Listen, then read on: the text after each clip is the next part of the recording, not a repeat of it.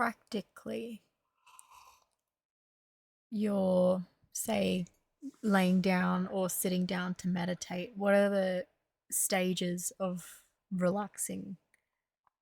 How do you relax into that? It depends on the person. If you know when I say, do you know how to see nothing, to know nothing, to feel nothing, to hear nothing, to grasp at nothing? If you can do that, if you can operate that way, then relaxation is self-sustained. Anything that might attempt to create tension in the mind is dissolved naturally.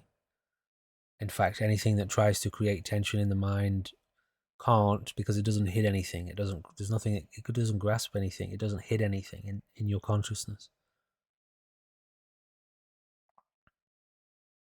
Can you sit here now and operate with total detachment from this moment? Can you operate in total presence right now, which just means full awareness, and grasp at absolutely nothing that you become aware of, nothing that you are aware of? At which point there is no grasping at relaxation, there is no grasping at tension, there is no grasping at anything.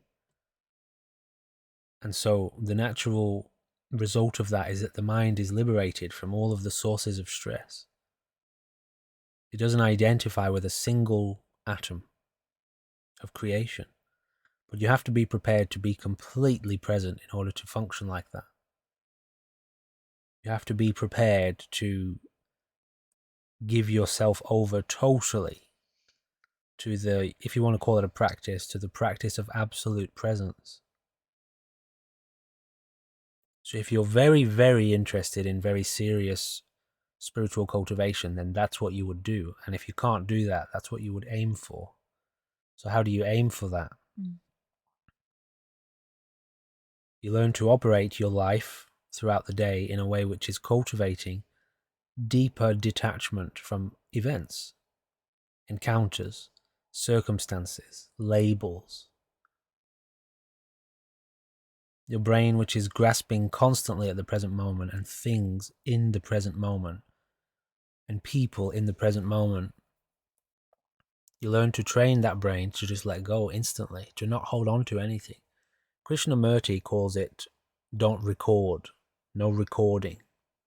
In Zen, they have a saying, an old story about a Zen master who's walking down the street with a student, and there's a lady who is trying to get across a muddy puddle, and she's very finely dressed, and the puddle is so deep that she's struggling to get across the other side. And so the Zen master walks up to her with the student by his side. He walks up to her, just doesn't say a word. He can see she's struggling. He just picks her up, carries her across the puddle, and puts her down on the other side, bows to her, and then just sets off walking. And the students, flabbergasted by this, the master can sense the students got a bit of an issue with what just happened, but none of them say anything. They're on their way back to the monastery or whatever. They've done their alms round, and they get back to the monastery and they sit down for their lunch. And halfway through the lunch, or at the end of the lunch, the young monk, comes over to the master and he's like, "Look, I've got to say something. Like, it's part of our vows that we're not supposed to touch women. We're not supposed to have any kind of interaction with them. And you walked up to that woman and you picked her up and pulled her across the puddle. Like, what are you doing?" And the Zen master says, "I left that woman at the puddle and you brought her all the way back to the monastery." If you can live your life in accordance with that principle, if you can figure out what that principle is, and you can live your life immediately in accordance with that principle, relaxation takes care of itself. Funny thing about that story, that's a Zen master. If you don't know what a Zen master is, that's somebody who's realized the fundamental nature of self via the process of Zen inquiry. They do take vows, the monks, they take vows never to touch a woman. But if this master has realized the nature of self,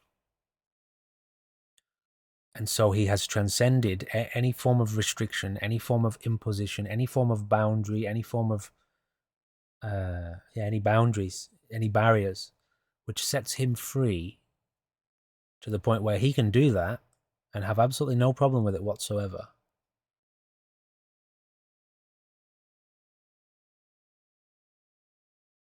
If you, in your practice, you're establishing these forms of cultivation, these methods of cultivation, with the intention of eventually eventually seeing into the nature of self in the same way to achieve liberation.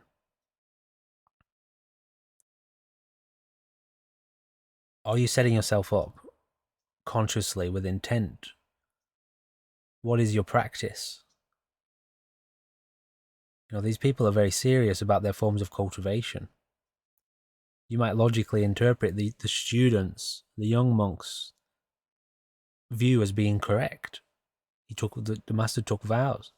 Shouldn't be holding on to the woman. Shouldn't be touching her. But the master says, I left her at the puddle. You brought her all the way back to the monastery. What is it? I don't know whether you can see into that. But if you can see into that, what does that tell you about the nature of your brain? Bearing in mind that Krishnamurti calls it, don't record anything. Can you operate with a brain that doesn't record anything? And so we're talking about relaxation. Is you grasping at your life stress, tension? Is you grasping at your memories, tension? Is you judging everyone that you see and criticizing society and the people that you encounter? Is it all tension? Is you resisting life and grasping and trying to run away from what's happening because of fear? Stress? If you can operate in a way where you have no idea what's going on, your mind grasps at nothing.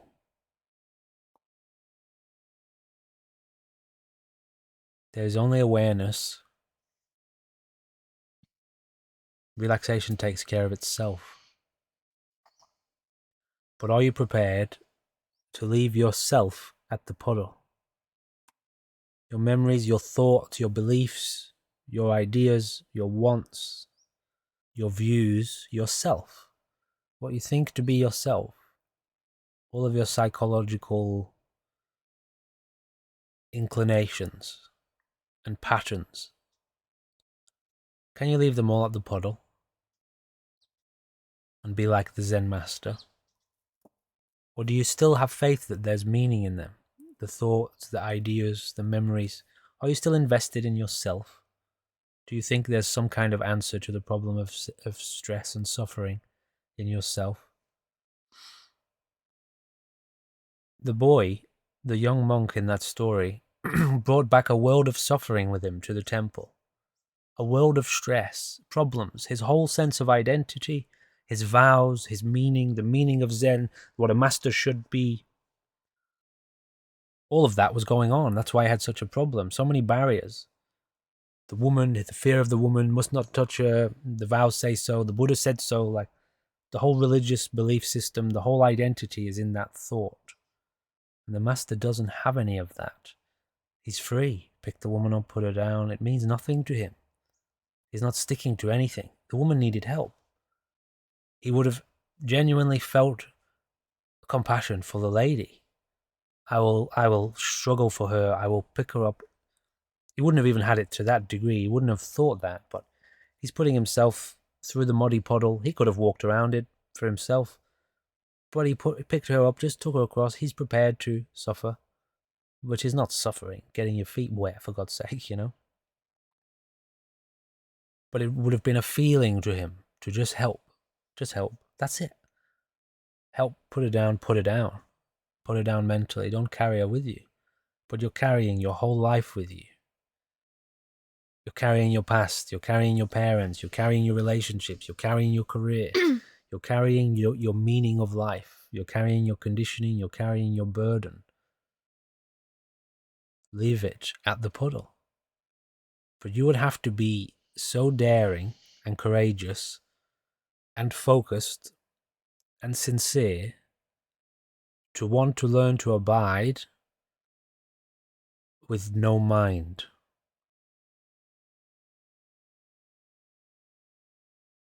No mind is always relaxing.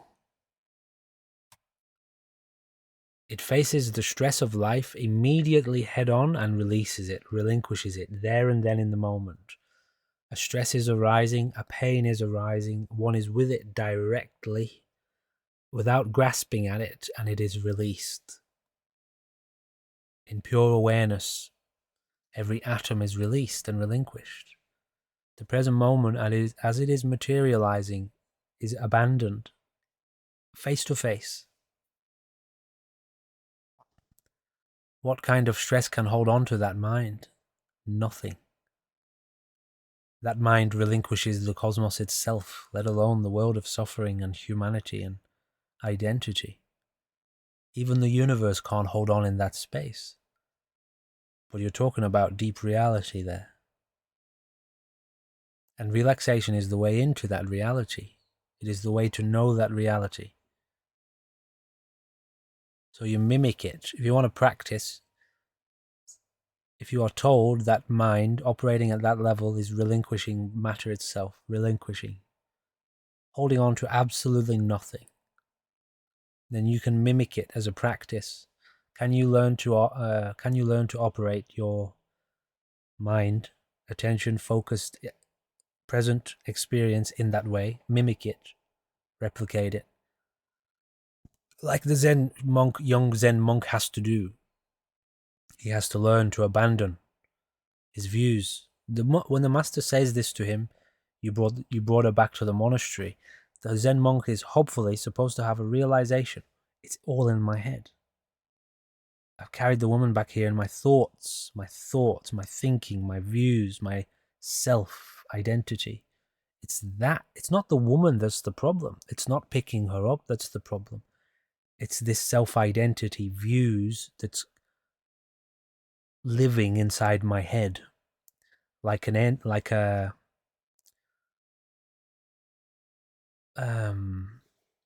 program that doesn't want to let go. Mm-hmm. And I think that's real.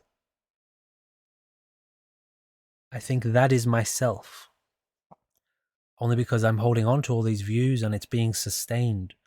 The illusion of an entity, self-identity, is being sustained because I won't put it down. I won't abandon it. I won't relinquish it.